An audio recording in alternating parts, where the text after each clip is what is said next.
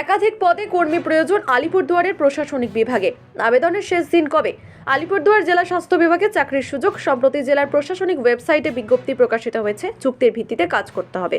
District manager quality assurance, district consultant quality monitoring, district PPM coordinator, TVHV, dental technician, dental hygienist, psychiatric nurse এবং community nurse পদে নিয়োগ করা হবে কর্মী। শূন্যপদ 8টি। প্রতিটি পদে চুক্তির ভিত্তিতে কাজ করতে হবে। সবকটি পদে আবেদনের জন্য প্রার্থীদের বয়স 40 বছরের মধ্যে হতে হবে। পদের নিরিখে 18 থেকে 40,000 টাকার মধ্যে বেতন মিলবে। আবেদনের প্রয়োজনীয় যোগ্যতা জানতে মূল বিজ্ঞপ্তিটি দেখে নিতে হবে। আবেদন করবেন কিভাবে দেখে নেওয়া যাক। প্রথমে আলিপুরদুয়ার জেলার প্রশাসনিক ওয়েবসাইটে যেতে হবে।